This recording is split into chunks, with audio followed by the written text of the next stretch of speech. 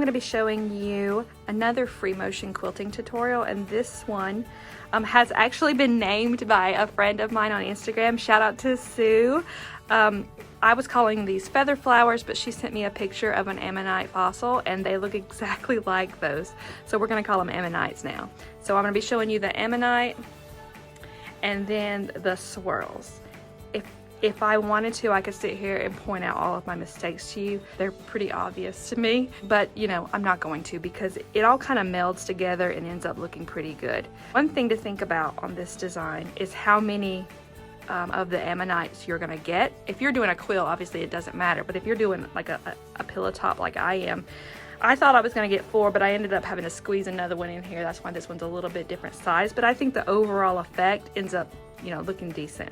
Also, you'll notice that my swirls are all different size. That's on purpose so that they can fit between the tiny spots, and then every now and then I'll pop a big one in there. It kind of gives it a little bit more of a whimsy look. So if you've ever done a feather, this should probably come pretty easy to you, but it's a little bit different as then you're only going around once. You're not going around both sides of the stem. Another thing that I like about the ammonite is that it comes up and it goes back down in a different spot. So like most feathers, I'll go up and then come back down that same line, but this one has a stem look to it. You can see it in all of them. This is an overall design. It is a little fussy and takes a lot of time, so if you're you might want to consider that depending on how big your project is. Also, it looks a whole lot better on solids than it does on prints, but I've done it on both. So I recently did this exact same design on a quilt filled with prints, and you can't see it very well, but it's there. So if you don't want to put all this extra work into a quilt where it doesn't really show, you might want to think about that too. So let's go learn how to do it. All right, so as always, I like to start off in the corner, and we're going to start off with just a swirl or two. So you will, the swirls are real compact, so you're not going to get too big. All right, and then you'll just go towards the inside, and then you're going to come right back out.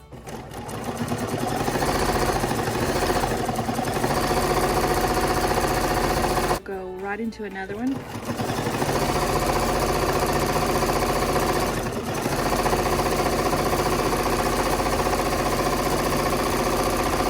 So you can see I'm doing two different types of swirls. There's a swirl that goes right into another one, and then there's another swirl that kind of just comes and anchors back on top of another.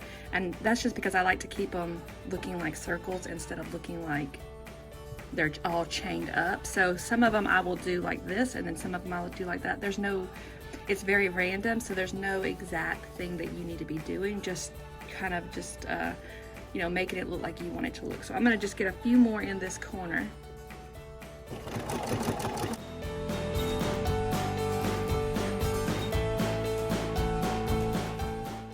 And they can be all different sizes, and I'm going to make this one go back around so that I can work this area that I didn't get to.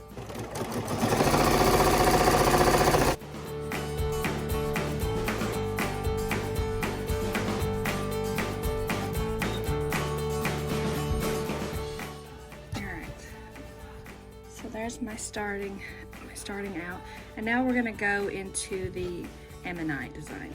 So it kind of starts like the elongated curl. You'll do this little wavy line. You'll go into your swirl, and then you'll come back out, and then we'll just kind of follow this line without actually going on top of it. It's okay if you do go on top of it though. So it'll look like that. And then we'll come back out on this side. We're going to go right up on this line to make our first petal.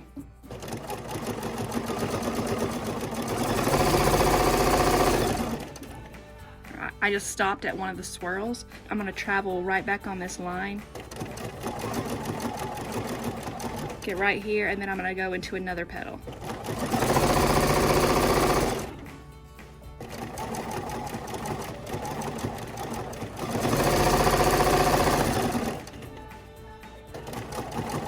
And then we just keep repeating this.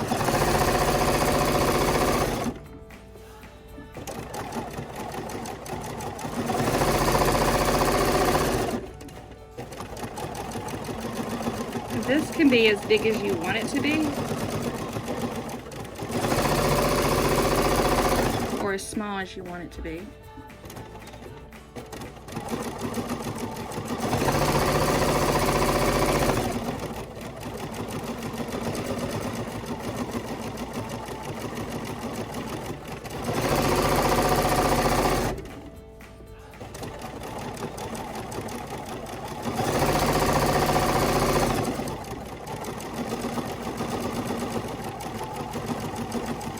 And I'm going slow so that I can stay on the line.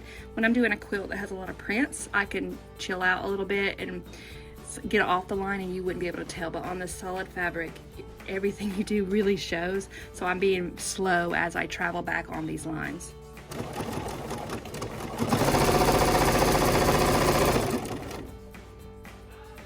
With the last petal, I'm going to connect it to the stem.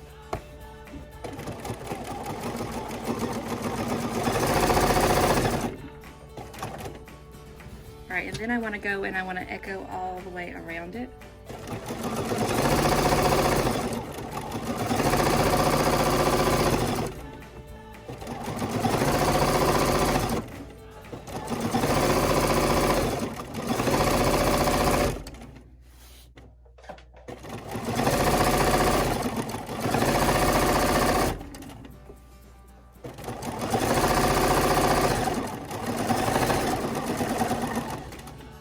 In a really tight spot, I'm going to travel on this swirl and to get over here.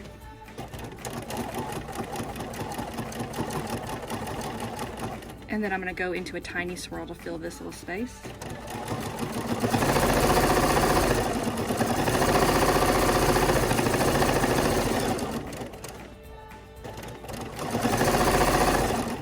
So if I want to travel between the swirls, I just echo around it one time and it looks like another addition to the swirl.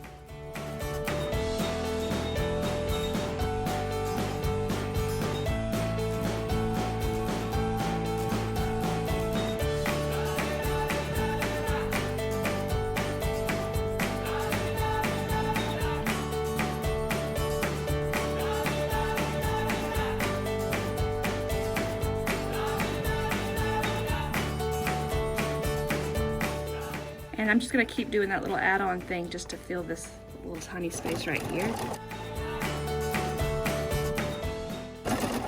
And I think I'm going to go into another ammonite right here so that I can fill this little space between them with the swirls. And I'm going to try to do it in the opposite direction just to have a variety of them.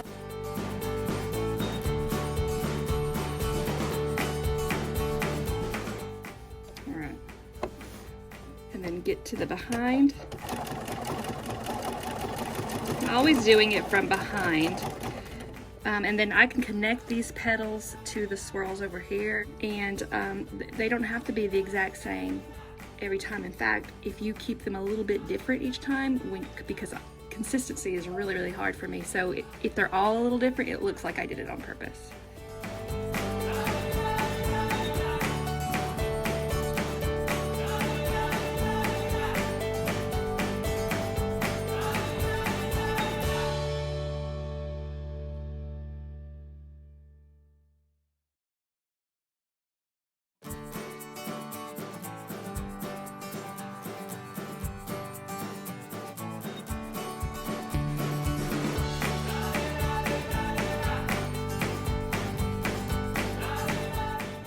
Since this is going to run off, I'm not going to worry about, I'm just going to come back in like that.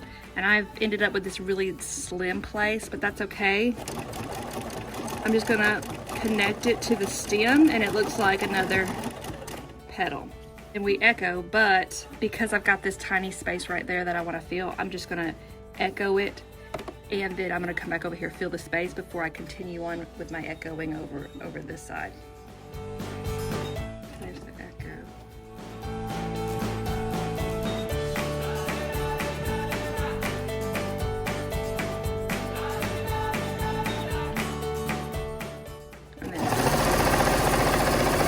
And then pick up my echoes right here.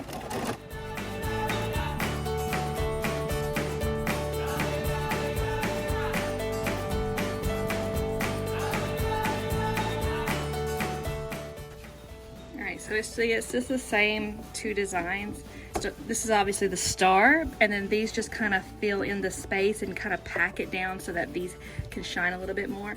And I'm just going to stop talking now and then just fill in all this and let you watch.